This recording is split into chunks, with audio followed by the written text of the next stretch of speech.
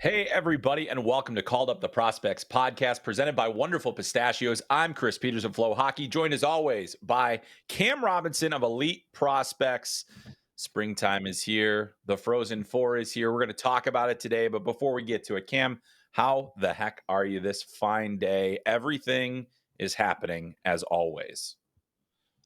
Things are happening. I have a little something I have to share with you here, Chris. So, oh boy, I can't wait for this one. My good buddy Patty, I went and stayed at his place last weekend. My kid had a tournament in his town, so I went and crashed at his place.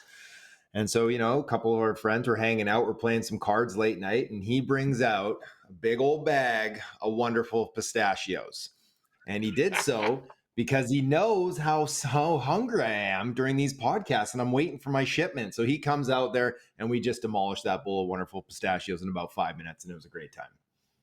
Well, I'm glad somebody's there to pick you up, because I've been the one that has let you down, because I've just hoarding my Wonderful Pistachios back here, and you, sir, are in the lurch. But now you've got a friend, and shout out to Patty for getting not just any pistachios, but Wonderful Pistachios. And for all of you out there, you get snacking, you get cracking with the snack that packs a protein punch. Wonderful Pistachios, thank you for sponsoring this podcast and for fueling my co-host, who will have only the best takes because he has now gotten that protein in him that he needed to bring his best. And we are set to bring our best today. We're going to talk a lot about the Frozen Four. The field is set. The final four teams, the Frozen Four teams, they are all there. We will have them. We will break down those teams and just a little bit about some of the top prospects that you will see in this event. Also going to talk about a lot of the college signings. So many players have signed their NHL contracts. So many more still waiting. NHL teams probably wishing that some of their top prospects lost last weekend.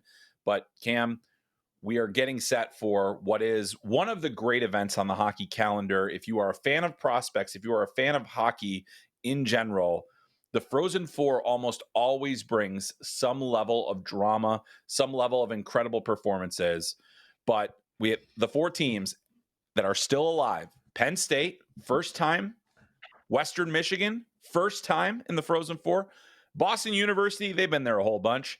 And Denver, the record-holding 10-time national champion Denver Pioneers, looking to go back-to-back. So some familiar faces, some new faces. Just before we get to that, the general thoughts on that insanity that was the regionals. I mean, there was a lot of great hockey played over the course of that time. Boy, was it ever, hey? Some heartbreakers, some nail biters. Like, I love it. And like I said, I was out of town for it too, so I was finding every which way, watching it on Patty's laptop, on his big screen, on my phone at the rink. It was really exciting. Like, how about Cole Hudson coming up big on that tough angle for BU? It was thrilling stuff. I love Denver. There, you just can't count them out. Even, of course, as reigning champs here too. It's like, and then to see the two clubs, Western Michigan and Penn State getting to go to the dance for the first time. Like, it's just tremendous for their programs. Like you said, there's always some level of excitement or drama, and it's kind of like the World Juniors that way. And it's because these players aren't perfect, right? They're not coached into these tight systems. They make mistakes. It's high pressure situations, and we lead to these exciting moments and these comebacks and these nail biters and terrific drama. And I'm looking forward to these last couple of games too. Yeah, I certainly am as well. And I'll tell you what, these are some absolute barn burners that we're going to have here. Denver versus Western Michigan, a rematch of the NCHC championship game. That'll be at 5 p.m. on Thursday, April 10th. That it will be on ESPN2 in the United States. I believe TSN will have coverage in Canada, or TSN Plus. And then you've got Penn State versus Boston University at 8:30 p.m. ESPN2 once again. Those both from St. Louis. FloHockey will be there. I'll be there covering the event, trying to get a lot more coverage and information to you, and a lot of the fun stuff, and try to bring you kind of on the scene, because St. Louis and the Frozen Four in general is one of the great parties of the year. And it's not just fans of these teams that'll be there. It's college hockey fans of all stripes. One of my favorite things to do to find all the different jerseys that you can spot and almost have to keep a checklist. But some of the incredible things that we saw in the regionals led us to this point. Cornell upsetting Michigan State in the first round in a late goal. That was an incredible moment, certainly not expected. You see Penn State ousting Maine and really rolling through that game before having to really play a tough UConn team and win in overtime. Western double overtime to get into the next round, the regional final, and then they win 2-1 over UMass. So like a lot of incredible things kind of happen, and then BC getting, was it an upset? Denver beat them in the national championship game last time. They beat them this time. Denver goes through. It seems like in these must-win games, Zeev Buium, David Carle, Matt Davis, their goalie, they all rise to the occasion. So let's talk about the Frozen Four teams. And I want to start with Penn State because I think they're a really intriguing story. They've been a D1 program since 2011. That's really when the entire landscape of college hockey shifted. And I think we've all been waiting for Penn State to take that next step. They haven't had a lot of NHL prospects. They haven't had a lot of players matriculate to the NHL from that program, yet they are always competitive. And now they're in it. A couple of guys have really driven that. I think, Aiden Fink throughout the regular season and most of the season, really up until the regionals where he had 1 assist over the regional finals. He's been a guy that's driven it. But Arseny Sergeyev, the transfer, goes in and makes a difference for that team. Calgary Flames draft pick. I mean, that's a guy that now has to be, that there's a contract waiting for him. There has to be. I mean, they've got a lot of good young goaltending talent there, but now you've got this guy that, you found late. And he, was at UConn and goes to Penn State, ousts his old team. And here he is. I mean, there's some really impressive young players on this team, guys that, may have changed the trajectory of what we expected for them. And I think Fink and Sergeyev are two of those guys. Yeah, without a doubt. I tried to get locked in whether or not he was going to have a contract waiting for him. Sergeyev, that is. I expect he will, like you said, a 7th rounder that they found, just it's been incredible, right? Knocking off Maine, knocking off UConn, just like giving up just a couple of goals on there, 3 goals against on 80 plus shots in those 2 games. If he doesn't, he's a free agent on August 15th this summer. So that's why we fully expect Calgary's going to be there and they'll offer him a deal and probably, an AHL deal this year and then move on and get an ELC done in the summer. As far as Fink goes, right? Another late rounder, right, who is just tremendous this season. I was told very real chance he comes out of school this spring. Maybe even gets games in the NHL. Depends, 1 or 2 if the schedule permits it and if he comes out. It's JJ Wilbush too. He's 9 goals, 14 points on a current 8-game streak. A kid that I expect will probably go back for another year, but there are teams interested in the 21-year-old for sure as an undrafted kid too. So, Penn State's been a really good story. And like you said, now they're starting to find players that are going to come out and they're going to end up in the NHL too. And that's going to just help their program move along and maybe start to recruit some of these bigger name players when they're younger. Yeah, and I think the fact is what a lot of college hockey fans are kind of bracing for and waiting for is how does the NIL era shift and how much of a benefit are these teams that have the large collectives that are, essentially printing money or feeling they're not really printing, they're attracting money in donations. And now you're starting to say, well, you can get some guys on these longer term, get them into school with these NIL deals. And Penn State theoretically should be one of the places that benefits from that.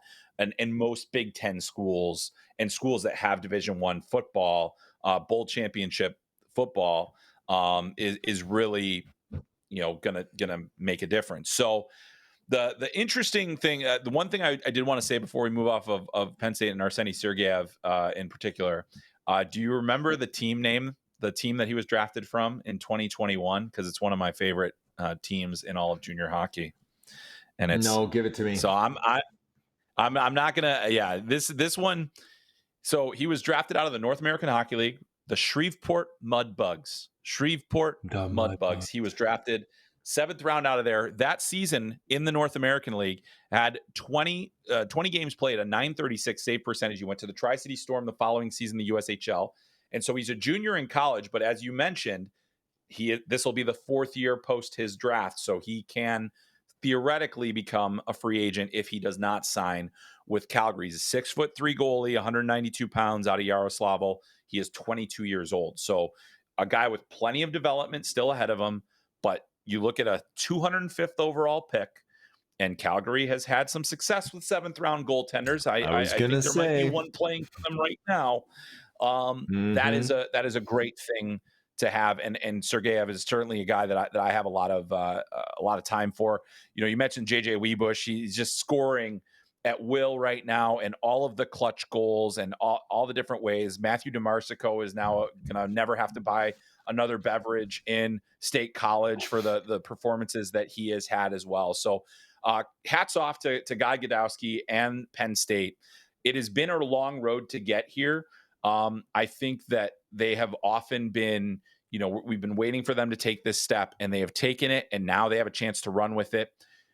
Didn't win the Big Ten, but they're the last Big Ten team standing, and they were really the flag bearer for that conference in what was an otherwise incredibly disappointing postseason with all the other teams getting bounced early. So that's a lot of fun, but I'm really looking forward to see how Penn State does in their first turn at the Frozen Four. The next team I want to focus on is Western Michigan. And I feel like you have to be a college hockey fan to know what they did this year, because obviously they play, in the NCHC. They have had a good long history as a program, going back to the old CCHA. But this is a team that has won the NCHC regular season and postseason titles, only the second team in that conference's history to do it. Hampton Slakinski is lights out. They went with a tandem all season between him and Cam Rowe. They've stuck with Slakinski in all the must-win games, and he has won them. Tim Washi has now become like one of those UFAs that you kind of hear a little bit about, and now that people have seen what he plays like in the postseason, everybody wants to talk about him. Alex Bump has been one of the best forwards in college hockey this year. Philadelphia Flyers draft pick. He was initially supposed to go to Vermont, but they had a last-second coaching change. He goes to Western Michigan last year, has a really strong season, and this year was one of the very best players in college hockey. And then you've got Pat Ferschweiler, an alum and the head coach, and a guy with NHL coaching experience. He was an assistant for Jeff Blashill with the Detroit Red Wings. This is a team that is not to be trifled with. And I want to start with Hampton Slakinski. Guy drafted out of Warroad High School, played for the Fargo Force in the USHL. True freshman. He was supposed to go to Northern Michigan this year. They also had a last-second coaching change. He gets out of that. Him and his brother come, and now Western Michigan is on the cusp of history. They already made it by getting to this point, but I mean, this is a team that you do not want to mess with this time of year. It seems like they have all the pieces. No, exactly right. And I know you're going to ask me at some point here who's going to take down this thing, and it's like, could Western Michigan do this? Like, I think they could. Like, they're this plucky team that just, like you said, like they're getting the goaltending, big time, big game goaltending. They have like depth. They have these veteran guys like Washi. He's a 5th-year kid, definitely getting some NHL traction. Probably gets an AHL deal at the end of this at some point, and then you see what happens with him. But like you said, Bump is like arguably one of the most talented offensive players like outside of the NHL right now. And Philly is very excited about this player. I think that they try and get him NHL games as well, if they can, 1 or 2, if the schedule permits, and get him out of school and get him right into their system. I love to see it. I love to see a club like this come together and just like battle through it and come and win big games. And this is what it's all about, going on a run. Like, if they could bring home the national championship, like, I would be cheering all day for that. Yeah, I mean, it's new blood, and it's new opportunities. And, I think that, Kalamazoo has had a long hockey history. The Kalamazoo Wings have been there for decades. They're celebrating their 50th year, and now in the ECHL, played in a bunch of different leagues over the years, including the old IHL, which was one of my favorite leagues growing up. And there's such passion that the Lawson Lunatics, one of the best student student sections in the country in terms of the atmosphere that they provide. And a big reason why a lot of us are like, hey, let's get these on-campus regionals to get some of those. Because, Yeah. the regionals are the one thing that doesn't look anything like college hockey because the atmosphere isn't there. Allentown had a good atmosphere. That's because Penn State was there basically as a host, not too far from State College, or at least, not too far from their huge alumni base. And, so there's a lot to look forward to in this, but, Pat Ferschweiler is a guy that, because he has NHL experience, there has been a lot of the talk of, okay, we've got guys like David Carle. There are guys like Jay Pandolfo, who also has an NHL assistant coaching experience. But, those are the types of guys that sometimes matriculate to those jobs. And I'll tell you what, Pat has been pretty focused in terms of, it's all about Western Michigan. And, Jeff Blashill did such a tremendous job of putting that program back on the map. Andy Murray came in and sustained that. And Pat Ferschweiler has come in and taken it to another level. And this is a guy, this is a team that, if you look at it, they've sent a lot of college free agents to the NHL. A lot of guys that played NHL games. Now they're getting these players like Alex Bump, like Hampton Slakinski. Univaisinen is another one who's played for them and has been awesome this year. Looks like a total pro to me. This is a program that is developing NHL talent, which you don't think of Western Michigan in those terms all the time. Keith Jones went there, a few other guys, Luke Witkowski, guys that played in the NHL, but this is now becoming a program that is in a top conference and a potential destination. And so that's only going to bring more attention to Pat Ferschweiler in this program. But boy, I cannot wait to see them. But the other thing I'll say is I think they play a lot like an NHL team. They are physical. They are aggressive. They are hard to play against. And then you've got Hampton Slakinski to close the door for them. Man, they've been a lot of fun to watch throughout the season. Any closing thoughts on our pals from Kalamazoo, Michigan, before we move on? Well, they got their hands full, right? With Denver, they've got their hands full, so it's the run might end quickly here on the 10th, but I am hoping for at least an exciting game for them.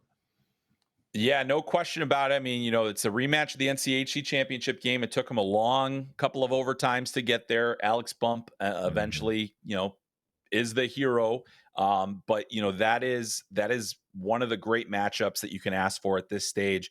And like you said, I mean, you cannot count out Denver. We're going to save the defending champs for last, though, and we're going to move next to our pals at Boston University. Jay Pandolfo has never missed a Frozen Four as a player or a coach, which is a bananas stat.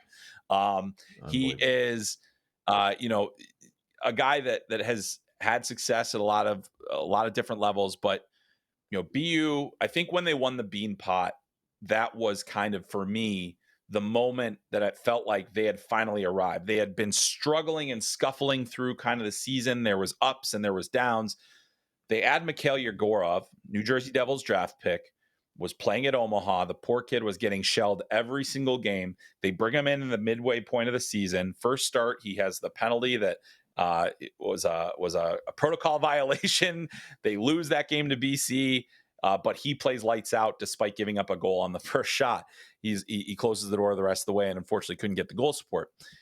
But that has been the shift. I think Mikhail Yegorov coming in, but it's not just that. You mentioned him earlier. Let's talk about Cole Hudson. Guy just keeps elevating. He was, record-setting under World Junior Championship, record-setting National Team Development Program producer. Meanwhile, this season, among freshmen, just special. Let's talk a little bit more about Cole Hudson, who is continuing this just kind of bananas year for the Hudson family. Man, I mean, the kid's got 18 in his last 8, right? Like at the biggest time of the season, he is just showing up. And that short side snipe on a tough angle that he pulled off there, right, was just like, that was incredible. And it just really just invigorated, the Terriers. You could see it. I gotta say, I wasn't sure. I wasn't sure on him. Everybody was like, oh, he's gonna be like Lane. I'm like, not everybody, but I was like, I don't think he's gonna be quite at that same level as Lane.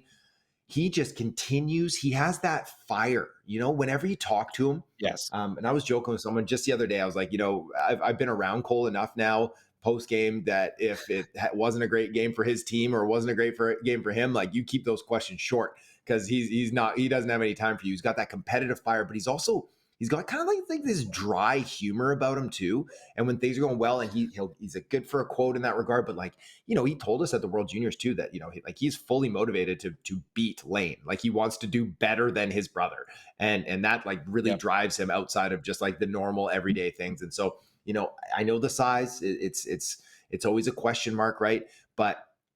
And some people asked me too recently, and so I just to reiterate this is that like BU fully expects him to return next year. I fully expect him to return. I think everybody in the world, no, Washington expects him to go back for another year. He's 18 years old still. He needs another year to gain physical maturity and strength, and to get a little more well-rounded in that defensive zone. He's not what Lane was. After his second year, and going back for a second year didn't hurt Lane by any means. So I do fully expect Cole to be back there next year too, and it's going to be like his team, and then it'll be his team at the World Juniors too. So he's been lights out, and it's just been, like you said, just another cherry kind of on this amazing season that he's had post draft. Absolutely. I mean, we talked about Lane's freshman season and how incredible it was as a U19 player, and that season, Lane had 48 points in 39 games. Right now, Cole has 46 points in 37 games. He's 2 points away from what Lane did. He's 4 points away from what Zeev Buium did last year as a 50-point defenseman as a U19 player. And so we're talking about one of the greatest freshman seasons by any freshman. And we've seen one in each of the last 3 seasons. It is beyond insane. They're all from small, not, Zeev has grown a little bit, but these guys are undersized, but incredibly gifted offensive defensemen, and they have completely torched this league. I mean, the guys that are in that similar category in terms of the points scored, they've exceeded Adam Fox and Luke Hughes. They've exceeded Brian Leach. This is kind of insane what they have done. You have to go back to other eras of hockey to, kind of match what they've done. But you see the thing about, and I love what you said about Cole too, because he is different from Lane in that there is so much of this kind of little brother energy from him in the best possible way, where it's just like, I am motivated because I have constantly heard how great you are and how, and I am at that level. And he was drafted a little bit higher than Lane. He had more points than Lane at the NTDP, and now he's having this. And the difference is, okay, I'd say Lane he's the more dynamic hand skills, but their hockey sense is almost identical. Their skating is very similar there. But then you've got Cole with this little FU attitude, and I love that about him. The other things too that about this BU team, it's obviously a lot more than Cole Hudson. There's a lot of talent in this roster. There's a lot of guys that have played extremely well throughout the season, including his old Quinn Hudson. Quinn Hudson, who he's the forward. He's the oldest Hudson brother.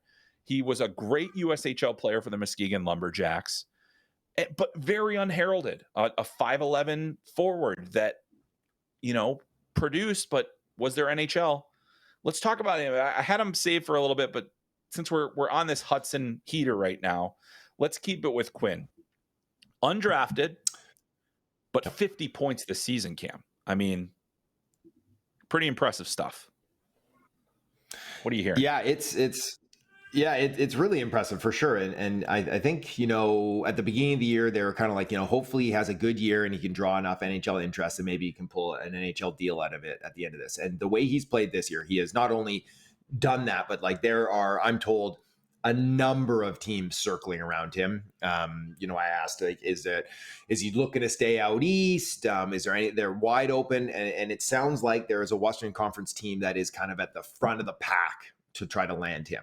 And so he's played himself into a position where I think whichever team really wants to get him to push it over the finish line is going to have to burn a year.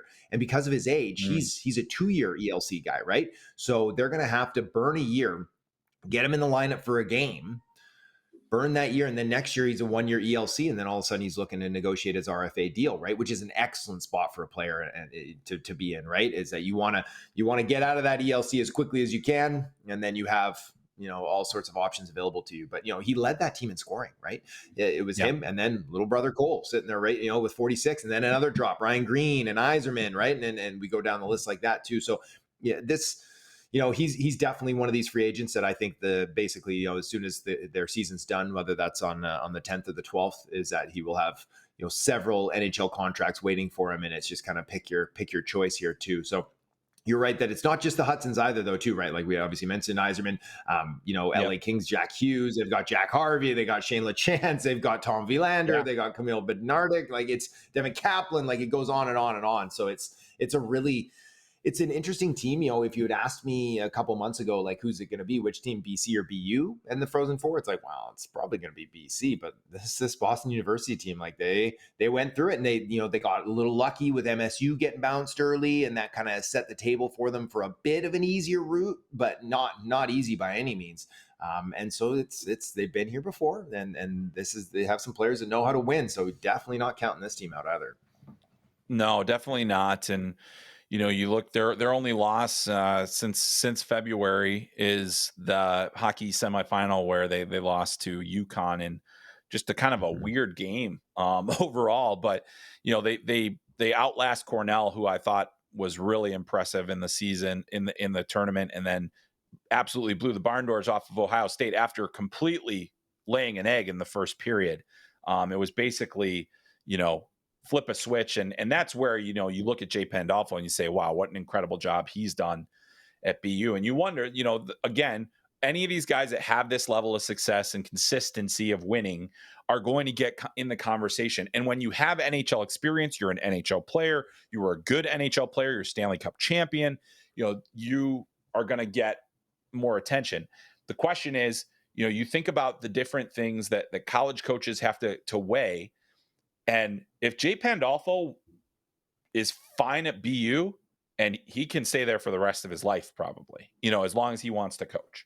And that's the same thing with David Carle at Denver, who we're going to talk about in a bit, or Pat Ferschweiler at Western Michigan. Like, these guys are putting things, they're building a program, and it'll be very interesting to see kind of, I think coaches that have aspirations obviously are going to do certain things, but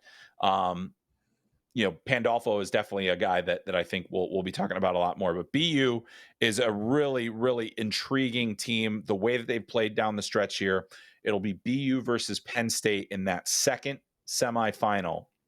I would expect a pretty sizable TV audience for that game in the United States. Penn State is a big ratings driver. And I think, as we saw in Allentown, there were a ton of people there. I think there will be a lot of people in white and blue and white going to the Enterprise Center in St. Louis. But we're going to close things out here with the reigning national champion. They're going for their 11th to extend their record of national championships. They are led by Zeev Buium, one of the best players in the country. Matt Davis has not allowed more than one goal in any game in the NCAA tournament in his career. And David Carle is looking for his third NCAA championship. And now get this, Cam.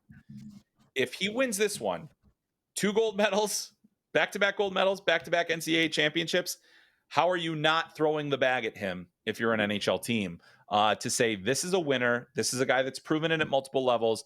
I don't care that he's young. I don't care that he's not coaching the NHL. I think this guy can build a culture for us. I mean, let's start there with David Carle. What the heck has this guy done in terms of, obviously the tradition was there. It predates him. You have a foundation, but when you still have to build a pretty sturdy, remodel to make it all work. And I think that he's done that in his time there.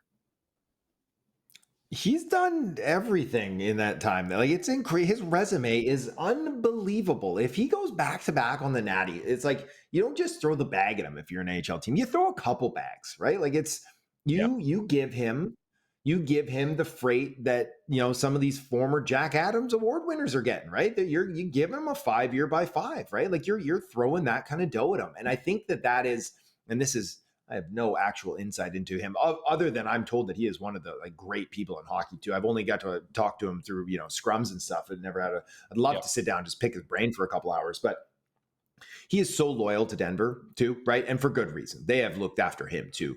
And so I think that it's with the young kids at home and his loyalty to Denver. But at some point, it's like he'll recognize too that like there's a value point, and he is at the very tip top of it right now. And so if an opportunity presents itself that he's interested in the NHL, and they come to him with that 5x5 or something like that on the table, or 4x4 or whatever, it's going to be difficult for him to turn down. But he knows how to push these kids' buttons, right? Like he can communicate with them, he can relate to them because he is a younger coach in some degrees too.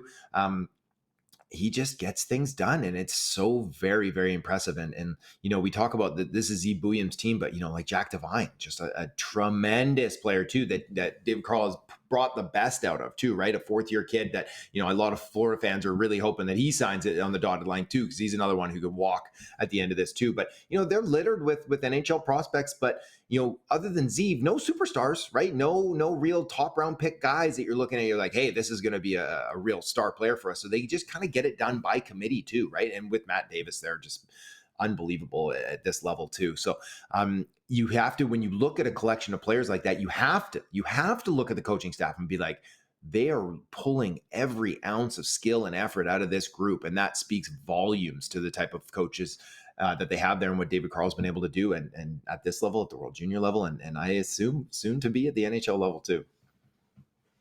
Man, I'll tell you, it is really, really impressive. You mentioned Jack Devine. He is the NCAA's leading scorer with 57 points this year. Aiden Thompson, Chicago Blackhawks prospect, out of nowhere now with 54 points. He has been on a heater to go through the rest of the season. He is second on the team, and Zeb Buium is third with 48 points. He had 50 points last year, 48 points this season. Just bonkers stuff from him. Getting back to Thompson, a 24-point increase over last season's total, a 20-goal scorer as well. So that has been another player where, and he was a guy, I don't know if you remember this, a couple of years ago, he was supposed to be going to the World Juniors, and he busted his knee, and he missed basically a year of development. And was able to get it back on track. But, they have a lot of other draft picks. Eric Polkamp, who transferred in from Bemidji State last year, has been outstanding, 34 points in 43 games for him. They've got a lot of guys that have jumped up. James Reeder, a young guy in their roster, 21 points from him. So, there's a lot of players, a lot of NHL draft picks on this roster, some guys that have been there for a while. And then you come back to Davis, and Davis with 39 games this year, a .923 save percentage. And as I mentioned, he's never allowed more than one goal in these national tournament games, which is just bananas. It's and you look at the teams they played Boston College twice in that span and held them to one goal or fewer. I mean, it's just not what they've been able to do. So really impressed by that whole group. As we kind of look at it here, though, I thought that they were going to take a step back, and that's the thing, is they just don't. They did in the regular season, maybe, but at the same time, they were playing in one of the toughest and most competitive conferences in the country, and then still almost won the postseason title in that conference. So things are going really well at Denver, and nobody wants to, David Carle to leave. If you're a Denver alum, if you're, a current player, if you're a recruit, but again, just the evidence continues to mount. And I wrote it right after the World Juniors, and I feel it's only truer now. We're talking about a generational coaching prospect that I cannot wait to see, if he's ready and willing to go do something at the NHL level. Obviously, there are going to be some really key open jobs this year. And so I think he's going to get talked with for multiples of those, but we will see where it all goes. And we will get to some Frozen Four predictions later, but I do want to switch gears, Cam, if I may, because there have been a ton of signings, a lot of high-end prospects, a lot of guys whose seasons ended earlier than they wanted them to, but now it allows them the opportunity to get acclimated, to burn that year off the contract. We have now seen Ryan Leonard. We've seen Gabe Perreault. We've seen a number of other players get into NHL games. One of the top UFAs, Carson Dorwart, now with the Flyers, and he can get involved in that. Jimmy Snuggerud getting his chance. Sam Renzel, Oliver Moore with the Blackhawks on the same night. Lots and lots happening. of the guys that we saw initially sign, any of those guys you think are going to make that instant impact? And certainly I'm thinking it doesn't necessarily have to be for playoffs, because like think back to Quinn Hughes when he came out and got that little taste and we're like, oh, this is going to be fun. I mean, for me, I think, it's probably Ryan Leonard. He's going to get every opportunity. They even worked in a Conn Smythe bonus into his contract purportedly. But what can we expect from some of these guys? I mean, are there any guys that jump out at you that you think, especially the guys that are burning that year, what they're going to bring to the table here? Yeah, no pressure. Hey, Ryan, just go get a Conn Smythe and you'll get a nice juicy bonus. Hey, whoever does win the Conn Smythe should, if it's on the Caps, they should chip them off a couple bucks there too. But no, obviously, yeah, I think Leonard has a really good chance too. I do think Snugs is going to have a chance to play some minutes too, right? And maybe be an impact. The Blues are just rolling so red hot right now, right? Like they were like, maybe they're a bubble wildcard 2 team, and now they're going to pass Minnesota. And so no, he's got a chance to do some stuff too. I don't think Gabe's going to probably impact too much for the Rangers.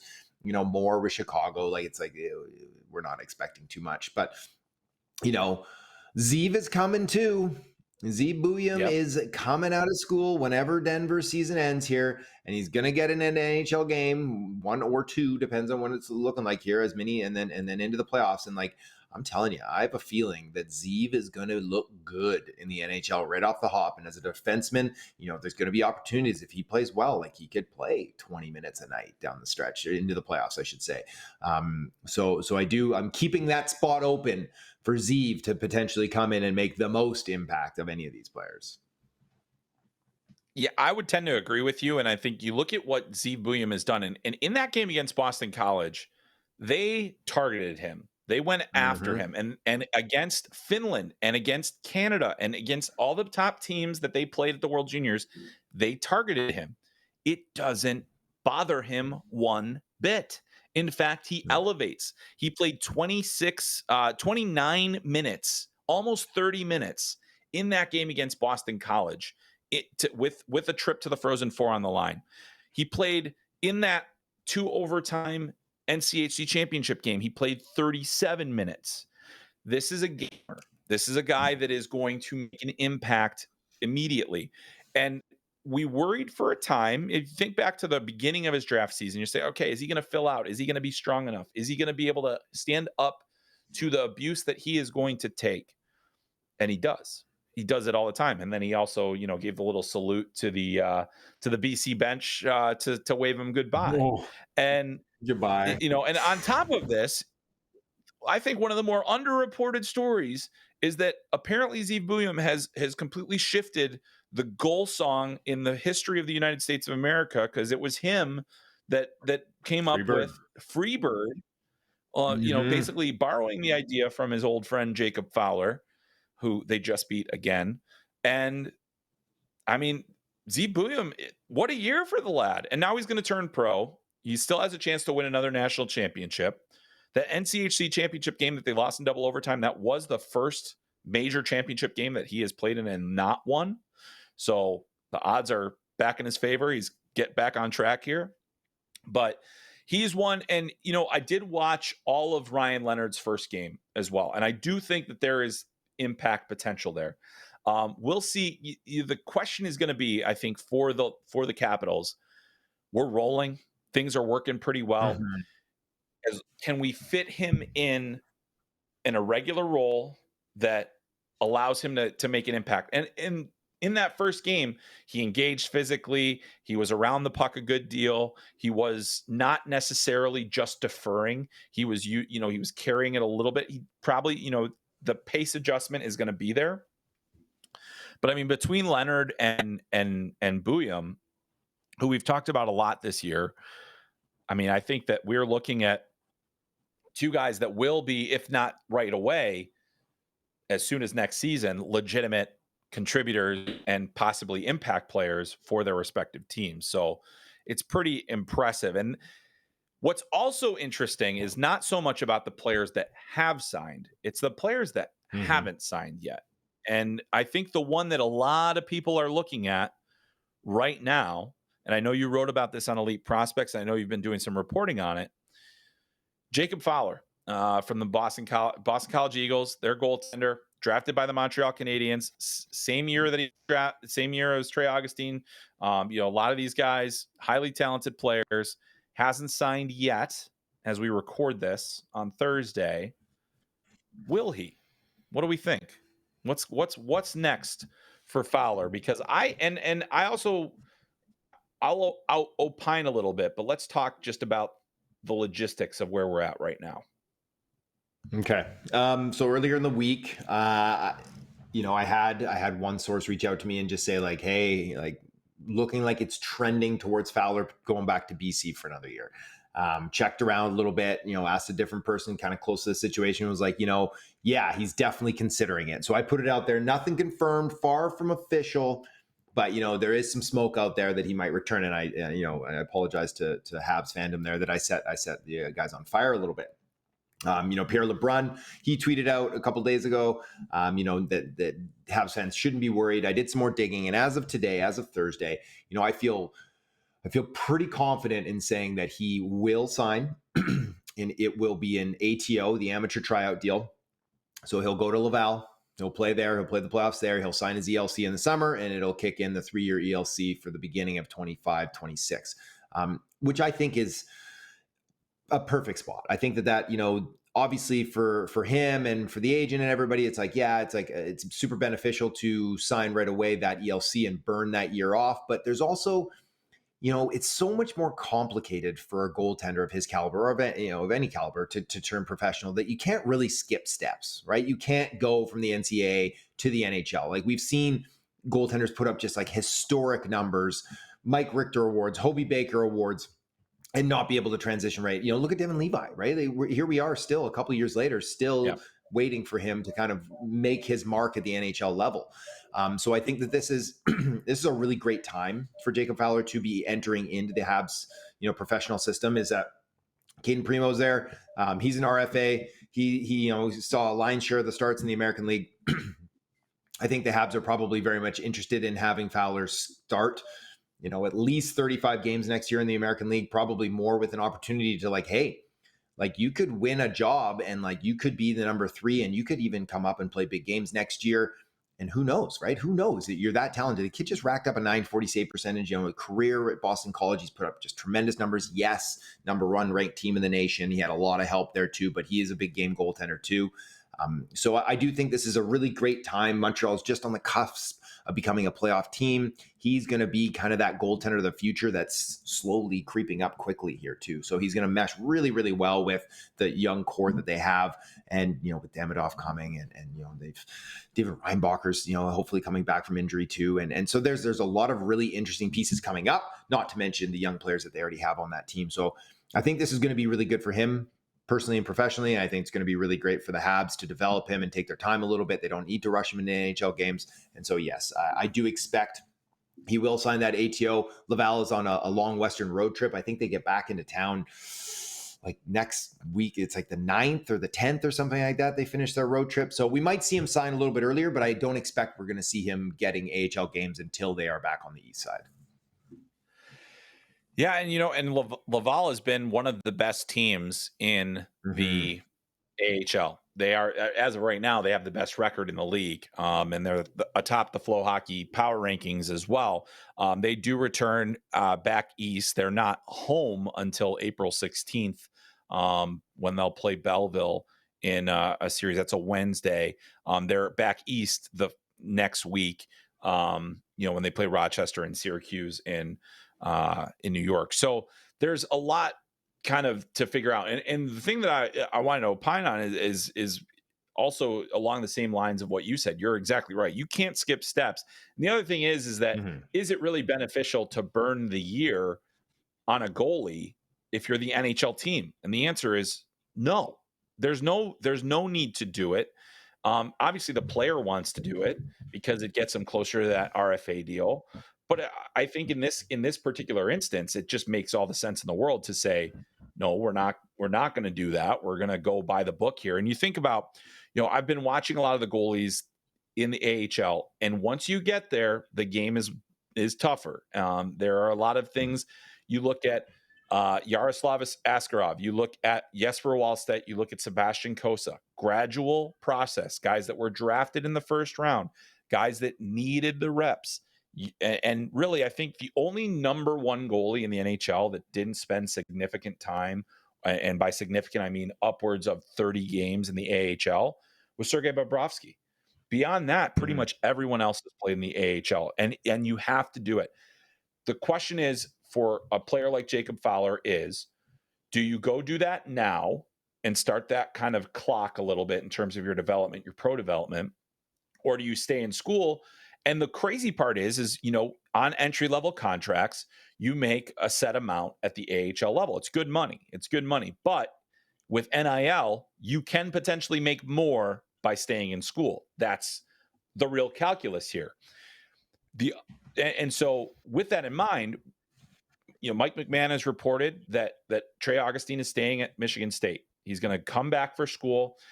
And I'm thinking there's a couple different things. For one, Montreal's and Detroit's goalie prospect systems are very different.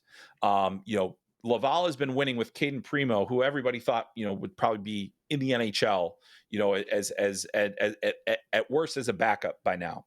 But he's gone back to the AHL. He's played very well for them. And Connor Hughes is another goalie that they've had, and he's played well for them too. And so, but for Trey Augustine, you've got Sebastian Kosen. There's actually a log jam, like even Jan Bednash, you have all these different guys that are in their system that they have put there. They had to trade a few guys away. They had to get some guys because of injuries and other things like that. It's a bit of a crowded crease right now. And so if you're Trey Augustine, do I go to Grand Rapids next year, get maybe half the starts, or do I stay in school, make a little extra cash, and then also, try to run it back and win a national championship with Michigan State?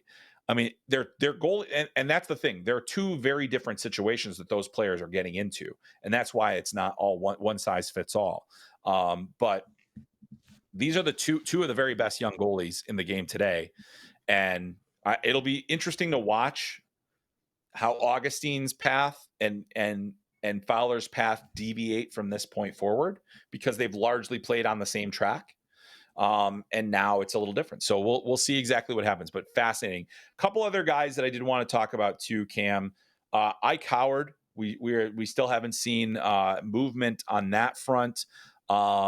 Is this another situation where it's burn a year versus not burn a year?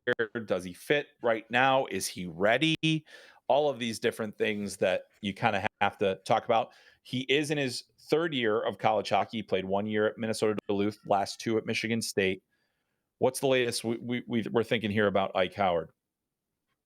Yeah, so I know both player and organization, Tampa Bay, want him out. They don't. He doesn't want to go back to school for another year here. He's ready for a new challenge. The Lightning don't want him to go back and then have the ability to walk for nothing in summer of 26. So that's easy. What's not easy is that Tampa Bay has no cap space. They cannot sign him at this point. So there's a couple of different, they're in this like impasse. They're in this like staring contest at this point too, is that, he wants to burn the ELC year, right? Because the easiest thing to do would be sign the ATO, go to Syracuse and play in the AHL, and then start your ELC for next year. But there's and that might end up being the case. But there is another way that they could get this done. A couple other ways is that they could wait until like the last day of the season, last game of the season. And I think by my math, and I did check with Puckpedia there too, is that they might be able to fit him under with the last game of the season. Another thing that they could do, which could be creative, is that sign him to an ATO, send him to Syracuse, and then right before the playoffs start, sign him to his ELC. Now that'll burn the year. Doesn't have to play a game. He'll sign it for this season. There's no cap. There's no cap space issue in the playoffs, right? There's no cap in the playoffs. We know this. That's the Mark Stone rule. And then you can get him into some NHL games in the playoffs. Now, that's a risky proposition because it's like, are you going to really slide this rookie right into playoff action? He's not a superstar level player yet. He's an excellent player. Hope you pick a finalist type of guy. But he's, they might just do it just to burn the ELC year. They might, even if he doesn't get action and he'd get his signing bonus, he doesn't get paid anything. Nobody gets paid in the playoffs. But, so that's another route that, wouldn't surprise me if that's how it went down. But at the end of the day, and I know a ton of Tampa Bay fans are constantly hitting me up on the DMs and under my tweets that have nothing to do with Howard. Give us news on Isaac Howard. Give us news on Isaac Howard. And it's like, you can tell Tampa Bay has been thirsty for a top prospect for so long, right? That they finally got one that they've got some high expectations for. And they need to know that he's not going back to MSU next year. And I remain confident that they are going to get something done one way or the other. In some capacity, he will be coming out of school and he'll be joining the organization, whether it's in Syracuse or it's in Tampa Bay or it's in both this spring. Yeah, and I think if I'm Tampa Bay fans, as good as Howard was this year, as good as he, and I am a fan of the player, no question about it, have been for a while. I think he's one of those guys where there is going to be an adjustment to the pro game. Mm-hmm. He has developed very well. I think that he did great this season. He was, he'll probably be, I would assume he's going to be in the Hobie hat trick. We'll find that out actually. By the time you hear this, you'll know, because that's coming out today, the day we record. But it's really, really fascinating to see where things end up next with him. But I think that's some great insight, Cam, and also, these things don't always happen easily. Like, there's not a set way to do it, and especially in the cap situation that Tampa is in, that kind of changes the dynamic of it. There's the interesting thing now when we talk about the possibility of players becoming free agents. We're in free agency season in college hockey right now because the transfer portal has opened. It opens during the tournament, which is, I'm sure, awesome for coaches. But and there are a number of other players here that haven't signed yet that we expect to, and we could talk about some of them to the guys that go into the NHL. But really quickly, wanted to buzz through some of the transfer portal news that has come out this week, because there have been some big names, some big prospects in there. Cam, I believe you were one of the first, if not the first, to break that Sacha Boisvert was going to Boston University. North Dakota makes the coaching change. Bradbury out, Dane Jackson in, so he just moves over from the bench to the head coach job. They immediately start losing guys to the portal, which wasn't necessarily unexpected, and it may not have mattered whether Bradbury was there or not. Maybe Boisvert doesn't go, but I think Perron was on his way out, Jaden Perron, who did commit to Michigan. But Boisvert to BU, I mean, that's a massive pickup for the Terriers, who are now back in the Frozen Four. They've got Cole Hudson, they've got Cole Eiserman, they've got Mikhail Yegorov, and now you add Sacha Boisvert to the mix? Come on now. Come on now. Yeah, no, I did break that one, and I was just told, to expect it from a number of sources that I felt confident enough that before it was officially done to put that out there that it's expected he was going to land at BU, and like that is the Blackhawks pick, the first rounder. I think it was 18th overall there. He's a player. Yep. He's a player for sure. He had goal scorer for days at the USHL level, right? The foot speed, we're like, is it going to be enough? And then he's coming along. He's going to be a nice kick up for them at BU next year. So that's a great one. I do like Jaden Perron, the Carolina prospect too. Reported that he's going to Michigan. He's an interesting one because he's had, he was going to go in the portal and he had do not contact way back in early February. So I'm pretty sure that to Michigan has been done for a long time. It just didn't get out yet. So a couple big name players, William Whitelaw, again, we can get into too, just going around the block. I think he's trying to test every big campus in the States, right? He's just try one, keep moving around there too. So it seems the portal, like it.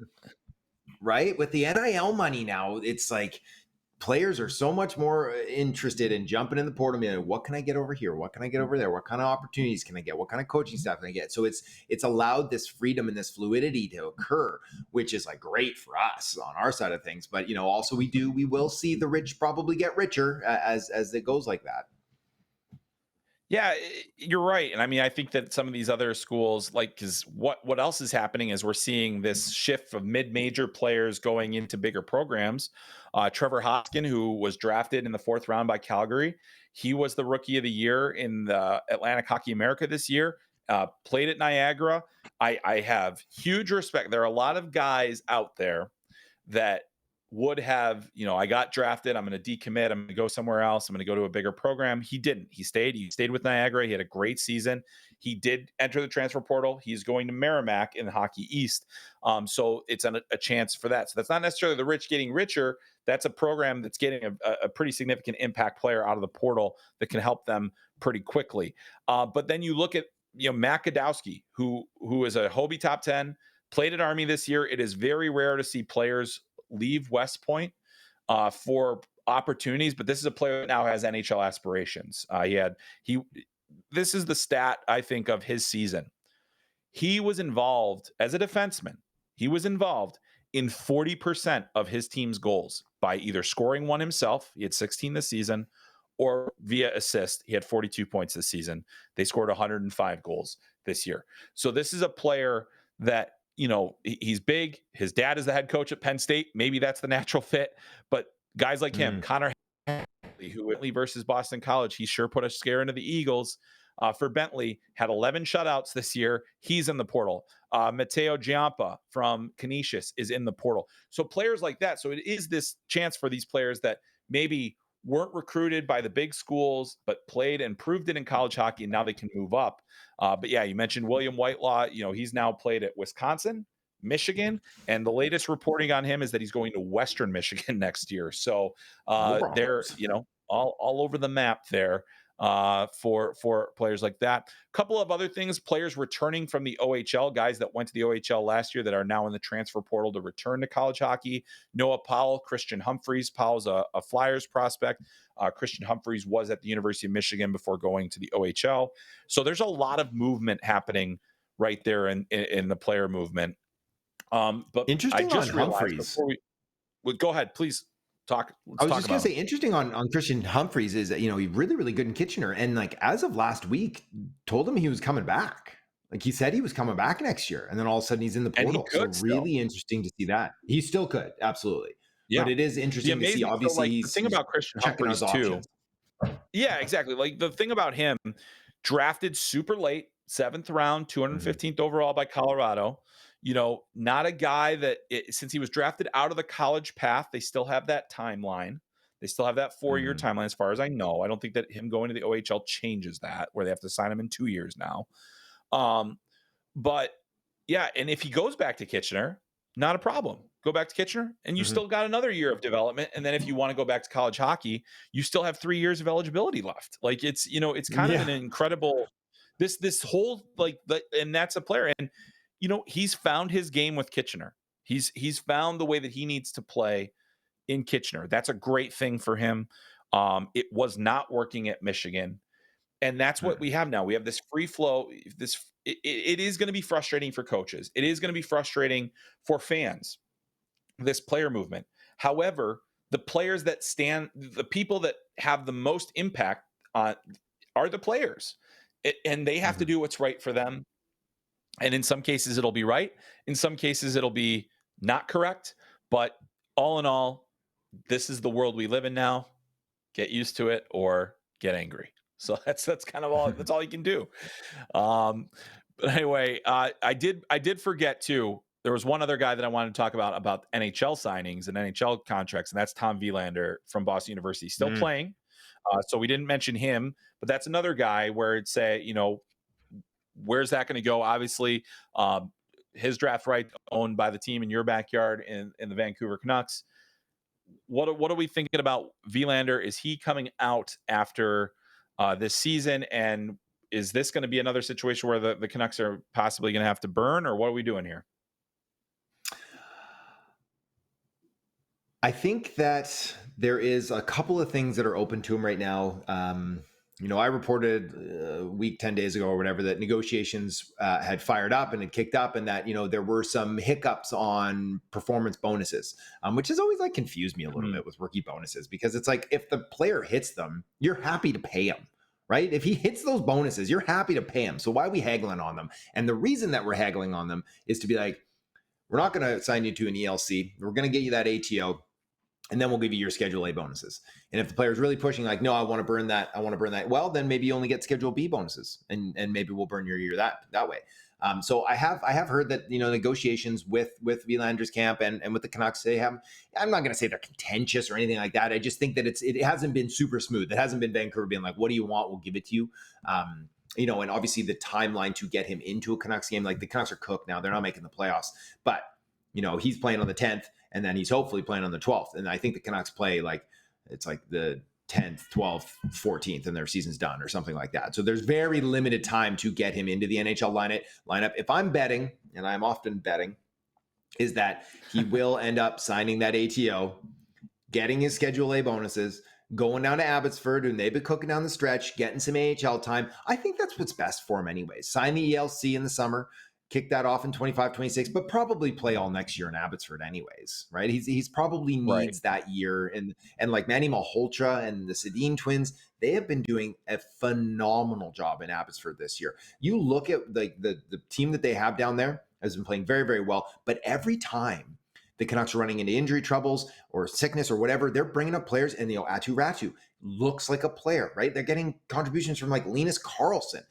All these guys, Elias Pettersson, the defenseman, comes up as a rookie North American pro, looks already like an everyday NHLer. And like these guys down there, I cannot speak highly enough about Manny Malhotra, and obviously Daniel and Henrik Sedin are Hall of Famers and tremendous. And their player development down there has just been super impressive. And just a little sidebar here is that Rick Tocchet doesn't have a contract for next year with the Canucks. It's been a lot of people are talking about Philadelphia with him. The team does have a team option that they could inflict on him and keep him around as a lame duck coach next year. If he doesn't want to stay and they don't want to exercise that option, I would not be shocked to see Manny Malhotra, the former Canuck and the former all-star in the faceoff dot, coming up and getting his first look at an NHL coaching job here too. So which would probably be bad for Wielander, because I'm sure that the young kids down there are loving working for Manny and are hoping to get an opportunity to work with him next year.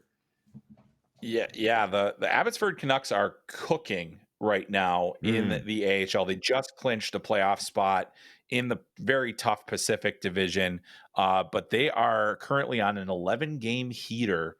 They have won 11 straight without a bunch of players. So, yeah, right? A bunch of their guys are up with the big club. It's unbelievable. I think it's a great watching the AHL as closely as I have this year. You just kind of see the inner workings of how important those teams are going to be for their NHL clubs and how important those players are going to be. And when you have a good AHL coach, you have a lot. That to me brings a ton of value to your franchise as a whole. So big time interest in that. So don't forget, you can watch the AHL on FloHockey. You got the playoffs. I mean, we're only 3 weeks away from the playoffs. We're going to preview that on this program when we get a little bit closer. But I do want to move on because we got to get to our Beyond Belief segment and our you have to pick one, where we're going to pick our Frozen Four picks. But I'm going to kick this off and kind of keep on the same trend here. And of course, Beyond Belief, we give a statement to each other and we decide whether it's believable or beyond belief. And we talked about this already, but let's put a pin in it with some definitives here. And I'm gonna start off this way. Jacob Fowler will be a Montreal Canadien or Laval Rocket by this time next week. Beyond belief? Just because it's this time next week, maybe it won't be on Thursday, but he'll be a Laval Rocket, yes, before the season is done. And that is a very true statement. I think I feel very good about saying that now at this point.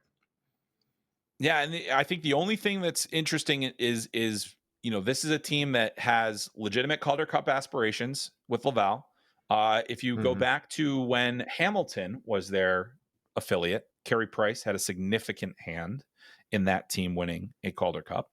And now you've got your goalie of the future with that potential.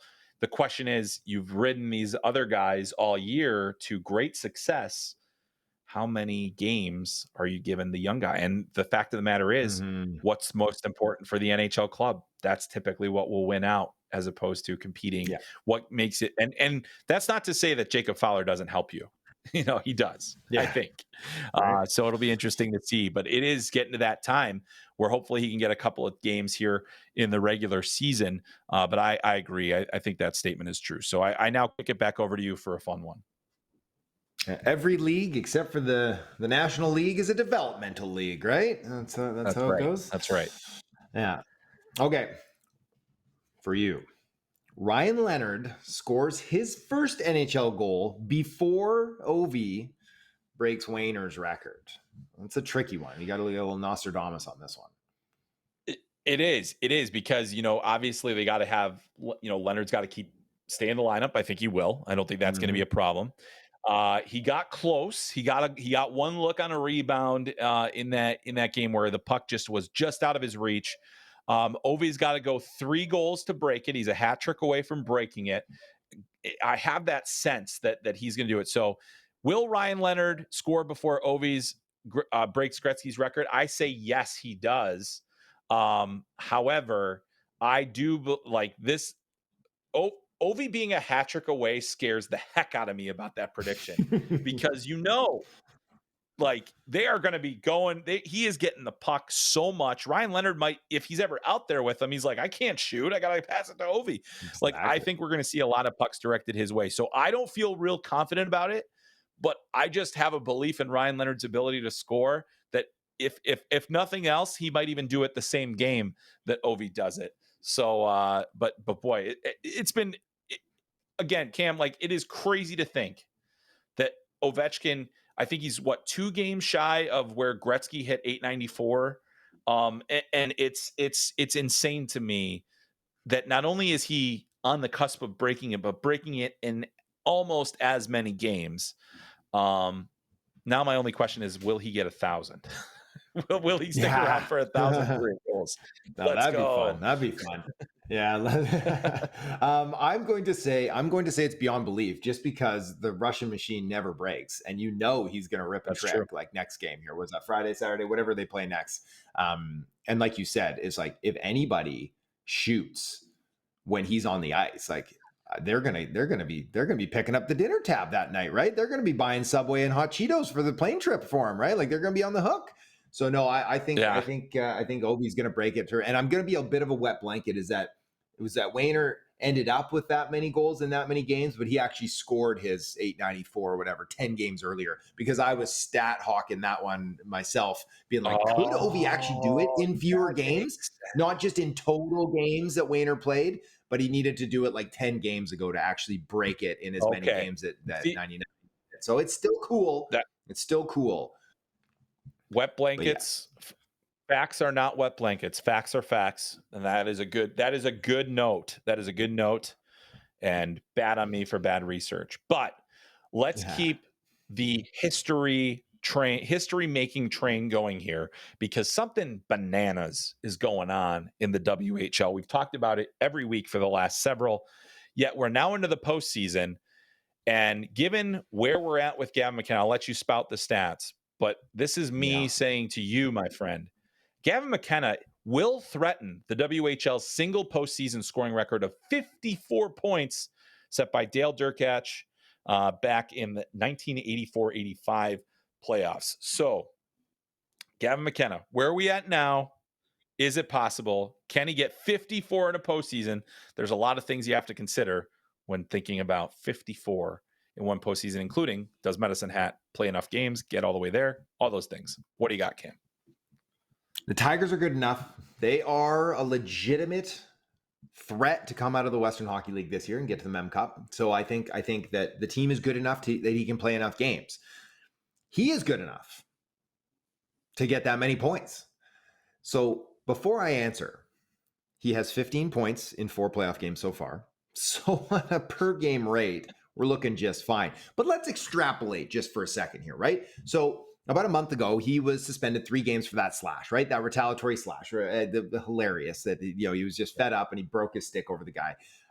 Since then, he has 12 goals and 35 points in 8 games. In 8 games, he has 35 points.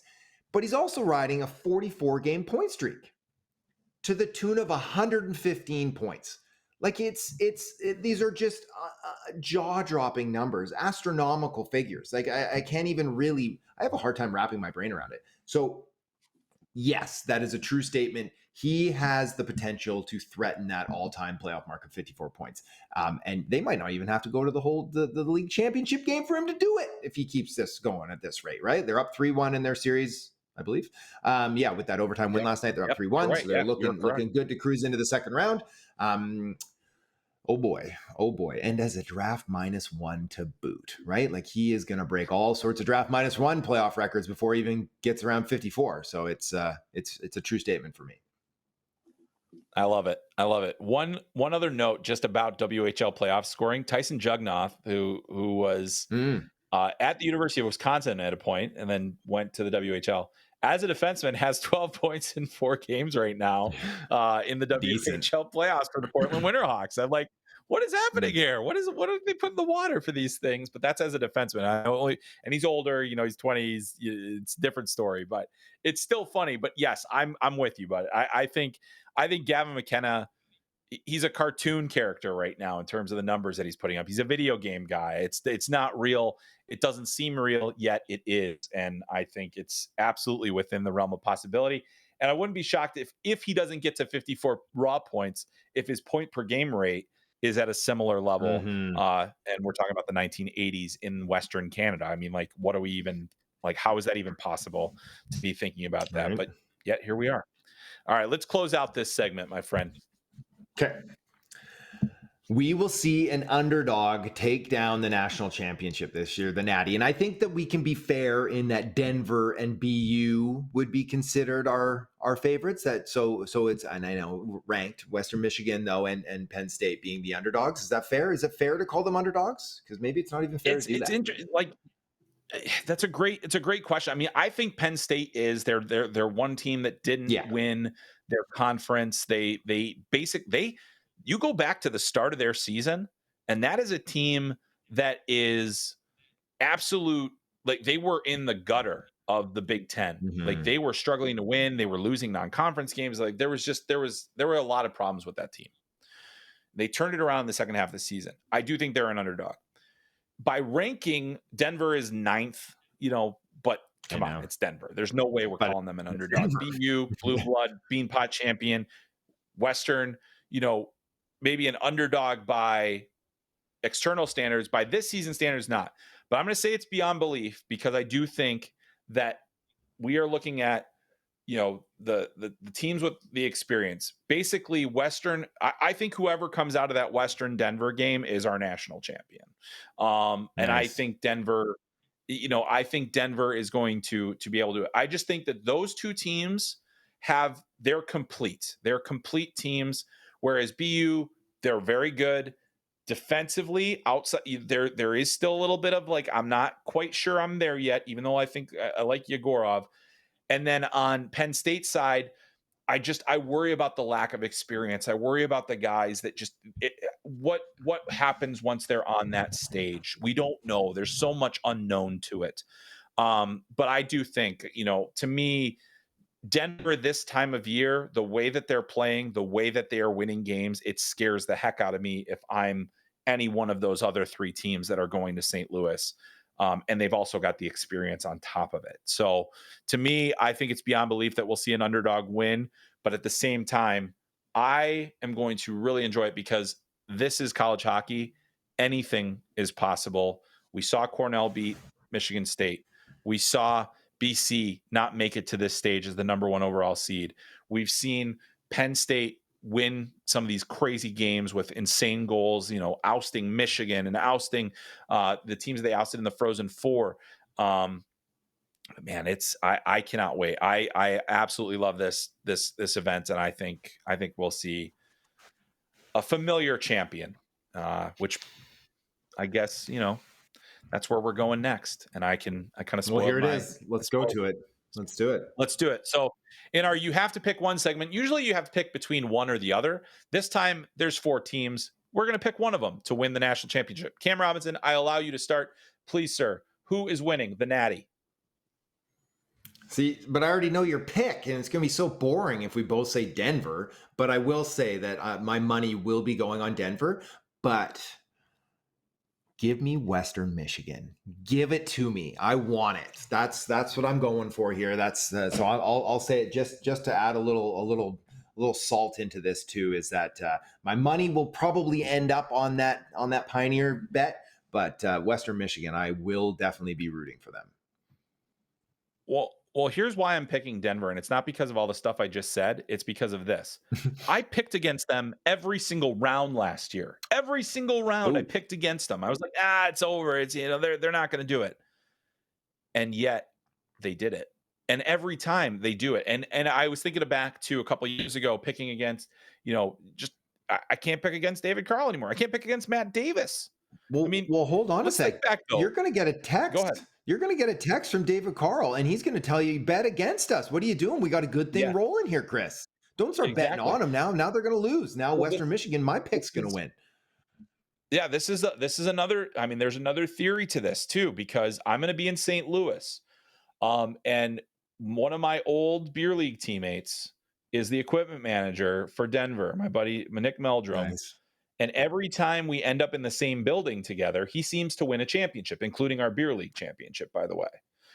And this was many years ago, many years ago, because we both worked the national team development together, the development program together. And I'm going to be there. And I have no rooting interest, even though I certainly love and appreciate my friends, but I have no rooting interest.